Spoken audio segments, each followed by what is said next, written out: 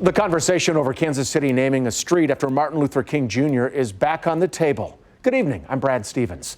We told you about the history of the naming and renaming process at 4. Now, people are starting to give their input on the new proposal.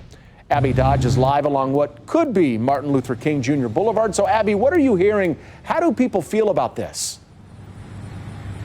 Brad, there's a mixture, as to be expected. Some people are completely against renaming streets altogether. Others say, why stop with a street? Kansas City is one of the last major cities without a street named after Martin Luther King Jr. Reggie Broughton took the day off work to make sure he could speak at today's meeting. It doesn't matter. Give us something. We haven't had anything for years. Not for lack of trying. Last year, city workers dedicated time to putting up and then quickly taking down signs for MLK Jr. Boulevard.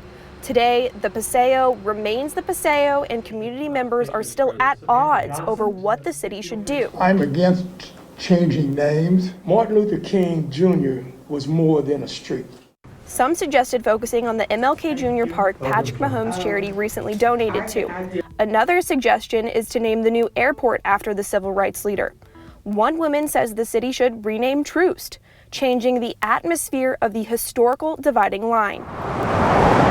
The commissioner's current suggestion is to rename parts of Volker Boulevard, Swope, and Blue Parkway. And I think changing the name of a street is extremely divisive. Broughton says in his 50 years in Kansas City, he's never seen a vote over the name of a street. White people have to feel comfortable in order for something to get done.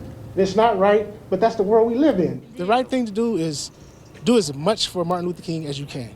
Be it the street, be it a boulevard, be it a park, be it the airport, police station, whatever. One street is not going to hurt anyone. We're still in the early stages of public comment on the proposal.